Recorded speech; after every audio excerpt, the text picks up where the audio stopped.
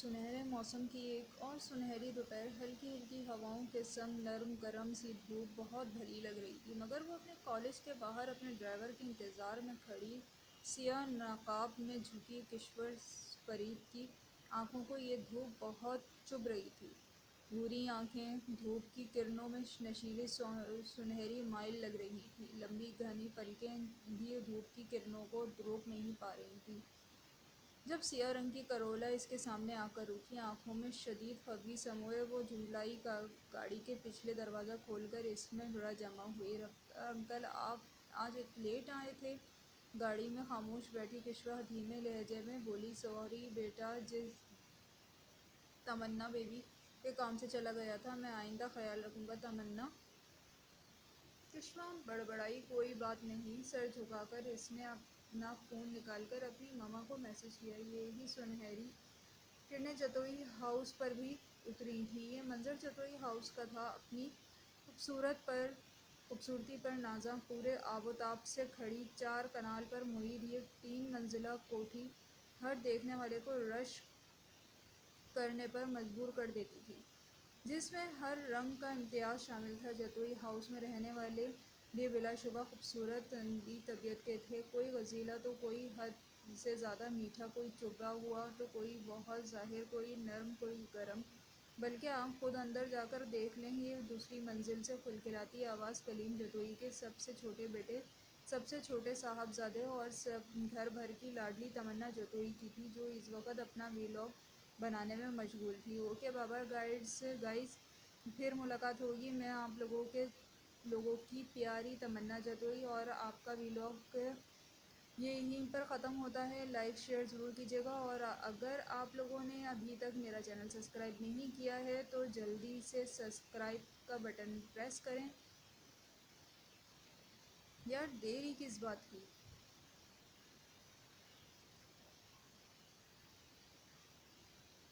Okay bye. Phone off کرتے ہی وہ اپنے بیڈ پر گری تھی۔ اور اتنا مشکل ہے نا یہ ڈیلی ویلاگنگ؟ تمنا حسن کی طرف دیکھ کر بولی تھی، جو اپنے ہی ہاتھوں کی مدد سے اپنا ہیئر اسٹائل بنانے میں بزی تھی۔ تو چھوڑ دو۔ سیٹ کرتے ہی انتہائی لاپرواہی سے کہا گیا تھا۔ چھوڑ دو؟ 2 ملین سبسکرائبر ہیں، ایسے کیسے چھوڑ دوں؟ منہ بسور کر اٹھ کر حسینہ کے کندھے پر مکہ چڑھا تھا۔ اوہ تنو، اتنا بھاری ہاتھ ہے۔ شٹ اپ، تمنا نام ہے میرا، پینڈو نہیں۔ اور ادھر دو، ہر وقت اپنا ہی چہرہ سنوارتی رہتی ہو۔ اس کے ہاتھ میں گلابی رنگ کا لپ گلوز کھینچ کر اپنے ہونٹوں پر لگایا۔ نہیں تمنا اپنا کندھا سہلا کر ہنسنا بڑبڑاتی بیڈ پر پڑا بیگ ہاتھ میں تھامے گھر سے باہر نکل گئی۔ یہ غزیلے سے کمرے میں باہر نکلی کلیم جتوئی کے بڑے بیٹے کی چھوٹی بیٹی حسینہ سعید جتوئی تھیں، جو اس وقت یونیورسٹی جانے کے لیے تیار ہو رہی تھیں۔ مما بچاؤ، یہ گھر پھر سے فتنہ۔ بقول گھر والوں کے 19 سال کا نوید حسن بھاگتا ہوا کچن میں آیا، جہاں مسز نوید اور مسز سعید کھانا بنانے میں مصروف تھیں۔ کیا ہوا زہید؟ فوراً سے زہید کی شکل و صورت والا مکمل بھیگا عائد وہاں پہنچا۔ مما میں اسے مار دوں گا، آج اس نے مجھے گیلا کر دیا ہے، میری اسائنمنٹ پھاڑ دی ہے۔ مسز نوید سر پکڑ کر بیٹھ گئیں۔ گھوڑے جتنے بھی ہو گئے ہو دونوں، لیکن نوید صاحب کو بتاتی ہوں۔ بابا نہیں، انہیں دونوں کا رنگ اڑ گیا۔ مما میں ٹھیک ہوں، کچھ نہیں ہوا نہیں ہے نا؟ عائد زہید کے گلے میں ہاتھ ڈال کر بولا۔ جی مما کچھ نہیں ہوا۔ وہ دونوں گدھے کے سر سے سنگ کی طرح غائب ہو گئے، اور یہ اب اپنے سیاہ عبائے میں اس کمرے میں داخل ہوئی لڑکی کلیم جتوئی کے مرحوم منجلے بیٹے کی اکلوتی بیٹی کشور فرید جتوئی تھی،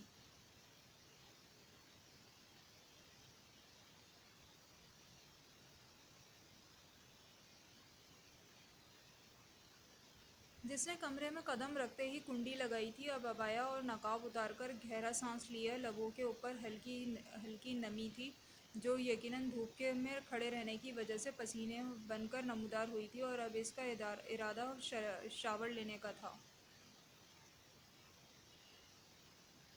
یہ دوسری منزل کے سب سے بڑے کمرے میں نظر دوڑاؤ تو دوپہر کے بعد اپنا کمرے میں خواب خرگوش کے مزے لیتے. انصر سعید جتوئی صاحب تھے گھر کے سب سے پہلے پوتے جو حال ہی میں UK سے اپنی پڑھائی کر کے واپس آئے تھے، جبکہ ان کی والدہ ماجدہ کا حکم تھا کہ ان کے ہونہار بیٹے کو کوئی رنگ نہ کرے. تیسری منزل پر اگر نظر جائے تو وہاں عجیب سا اندھیرا تھا، وحشت ناک سا اندھیرا. وہاں دیکھ کر لگتا تھا جیسے برسوں سے وہاں کوئی گیا ہی نہ ہو. مگر یکدم ہی خاموشی سی فضا میں کانچ ٹوٹنے کی آواز آئی اور پھر لگاتار سامان کے پٹ کے جانے کی آوازیں، عجیب سسکیاں، چیخیں، اور پھر یکدم گہرا سکوت چھا گیا.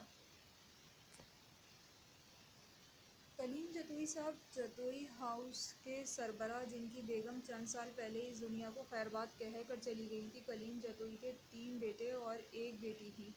پہلے بیٹے سعید جتوئی، پھر دانیہ جتوئی، فرید جتوئی اور سب سے آخر میں نوید جتوئی. کلیم صاحب جلد ہی اپنے سب بچوں کی شادیاں کروا کر اپنی ذمہ داریوں سے سبکدوش ہو گئے تھے. سوائے دانیہ جتوئی کے ان کے بیٹوں نے اپنی پسند کی شادیاں کی تھیں. 3 منزلہ جتوئی ہاؤس میں رہنے والے وہاں کے سربراہ سمیت سب کافی ماڈرن تھے.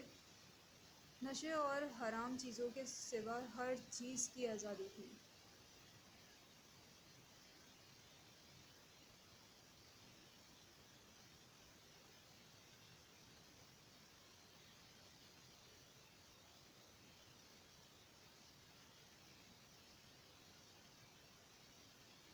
سب سے پہلے سعید جتوئی اور حمزہ، جن کے 2 بچے تھے.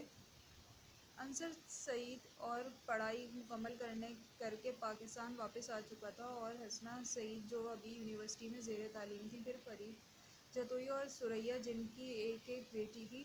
کشور جتوئی جو بچوں میں سب سے بڑی تھیں، مگر قرآن پاک حفظ کرنے کے وجہ سے ان کی دنیاوی تعلیم دیر سے شروع ہوئی تھی اور ابھی یونیورسٹی میں پڑھ رہی تھی. فرید صاحب کی چند سال پہلے روڈ ایکسیڈنٹ میں وفات ہو گئی تھی. ان کے بعد ثریا بیگم نے ہی ان کے حصے کا بزنس سنبھالا ہوا تھا. پھر کلیم جتوئی، جن کے 3 بچے تھے، 1 بیٹی تمنا جتوئی، اور پھر 2 جڑواں بیٹے زید اور عائد جو کالج کے اسٹوڈنٹ تھے، اور پھر دانیہ جتوئی، جس کی شادی کلیم صاحب نے اپنے دوست کے بیٹے سے کرائی تھی. دانیہ جتوئی پر پرسکون زندگی میں طوفان جب آیا. کلیم کاظم نے انہیں طلاق دے کر 5 سالہ بیٹے کے ساتھ رخصت کر دیا. تب سے وہ جتوئی ہاؤس میں واپس آ گئی تھیں. ہنی بہت پیاری لگ رہی ہیں اس ٹوب میں تم. شہریار نے اس کے ہاتھ پر ہاتھ رکھ کر تعریف کی تو حسنہ جھیپ گئیں. شہری چلو نہ یونہی چلتے ہیں دوبارہ. پہلے ہی 2 کلاسز بنک ہو چکی ہیں. جوس کا آخری سیپ لیتے ہوئے حسینہ نے اسے اٹھانا چاہا. وہ دونوں اس وقت یونیورسٹی بنک میں مار کر کیفے میں موجود تھیں. نہیں ہنی، میرا دل نہیں چاہ رہا کہیں جانے کو. بیٹھی رہو میرے پاس میرے ساتھ. میں تمہیں ہی دیکھنا چاہتا ہوں اور کچھ بھی نہیں. ہاتھ سے تھام کر دوبارہ بیٹھتے ہوئے شہریار نے کہا. تم بھی نہ مجھے فیل کراؤ گے. سر نفی میں ہلاتے ہوئے واپس بیٹھ گئی. تو کیا میرے لیے فیل بھی نہیں ہو سکتی؟ اس کی آنکھوں میں جھانکتے ہی دلکشی سے کہا گیا. مطلب تمہارا پکا ارادہ ہے؟ فدا ہونے والے لہجے میں بولی. میرا چھوڑو، اپنا بتاؤ. میرے تو ارادے بڑے نیک ہیں. باغبان انداز میں لب بیچتے دبا کر بولا. اسے شرمانے پر مجبور کر دیا. ایکسکیوز می مہن جی، دروازہ کھولیں. نہا کر اپنے سیاہ بالوں کو سکھاتی کشور چونکی. یہ آواز تمنا کی تھی. اسے کیا پرابلم ہے؟ کشور نے اسے اچھے طریقے سے دوپٹہ خود پر لیا لپیٹ کر دروازہ کھولا. جی؟ کشور نے سپٹ لہجے میں پوچھا. دادا جی بلا رہے ہیں، جلدی آؤ نیچے. اب تھان لپیٹنے کے چکر میں دیر مت کر دینا. میں آتی ہوں. السلام علیکم دادا جی. چہرے کو حجاب میں اچھے سے روک کیے وہ داجی کے کمرے میں آ گئی. کور کیے وہ داجی کے کمرے میں آ گئی. وعلیکم السلام. آؤ آؤ بچے. کلیم جتوئی نے کشور کے سر پر ہاتھ رکھا. جی دادا جی، آپ نے بلایا تھا؟ ہاں بچے بیٹھو میرے پاس. بہو تو مصروف ہو گئی ہیں، آفس ہے. تم بھی اپنا چہرہ نہیں دکھاتی ہو. شکوہ کرنے لگے۔ نہیں داجی، ایسی کی بات نہیں ہے، میرے پیپرز ہونے والے ہیں، اس لیے بھی بس اللہ کامیاب کرے میری بیٹی کو۔ پتہ ہے میرا فرید بہت ہی لائق تھا، میرا بچہ ہر روز شرارتیں کرتا، مگر امتحان کے دنوں میں بھی تمہاری طرح یوں ہی غائب ہو جایا کرتا تھا۔ کشور کی آنکھیں بھیگنا شروع ہو گئیں۔ بے شک اپنے بابا کے ذکر پر وہ مضبوط لڑکی کمزور پڑ جایا کرتی تھی۔ داجی کے چہرے پر بھی کرب آیا۔ جوان بیٹے کو کنجا دینا کہاں آسان ہوتا ہے۔ میرا بچہ ایسے غائب ہوا کہ میرے بچے کی نشانی اور مجھے بہت عزیز ہو، پر آپ کی تو ایک ہی لاڈلی ہے، جانے وہ کیوں شکوہ کر رہی ہے، آنسو بھگو رہی ہے۔ بچے اسی طرح بات نہیں، مجھے بھی اپنے سارے بچوں سے ایک جتنی عزیز ہو، بولتا نہیں ہوں، اس کا یہ مطلب نہیں ہے کہ تم لوگوں کی کمی محسوس نہیں کرتا۔ اسے اپنے ساتھ لگایا۔ جی داجی۔ پرسوں میری بچی کی سالگرہ ہے، کیا چاہیے میری بیٹی کو؟ کچھ بھی نہیں داجی، اس نے دھیرے سے نفی میں سر ہلایا۔ ارے کیوں نہیں چاہیے؟ اگر ادھر کوئی اور ہوتا تو ایک لمبی لسٹ ہاتھ میں تھما دیتا۔ وہ ہنسے تو کشور بھی دھیرے سے مسکرا دی۔ پھپھو کی بھی اسی دن سالگرہ آتی ہے نا؟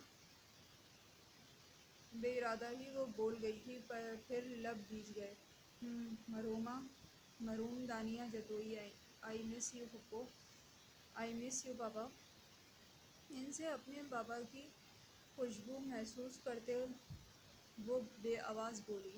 قدم قدم سیڑھیاں چڑھتے غفور ملازم ہاتھ میں کھانے کی ٹرے پکڑے وہ تیسری منزل میں آیا۔ ہاتھ بڑھا کر دروازہ کھولا تو زمین پہ بیٹ کے ساتھ لیٹ گئے۔ چھوٹی سبز رنگ کی گیند کو کھیلتی آنکھوں سے دیکھتے اسے اپنی والی دیوار پر مارا جو وہاں ہٹ ہو کر واپس اس کی طرف آئی تھی، اس نے کیچ لیا تھا۔ غفور نے ٹرے اس کے سامنے رکھی، ہمیشہ کی طرح چند لقمے لے کر اس نے دوبارہ کھانے کی طرف دیکھا بھی نہیں۔ غفور نے افسوس سے اسے دیکھا، وہ تو جیسے تکلف نبھاتا تھا، اس روز زبردستی کا کوئی فائدہ نہیں تھا، وہ رونے لگ جاتا تھا، پھر حملہ کر دیتا تھا اس پر۔ غفور پانی کا گلاس اور دوائی اس کی طرف بڑھائی، گھٹ گھٹ پانی پینے سے زیادہ وہ گھبرا رہا تھا جسے غفور نے صاف کیا۔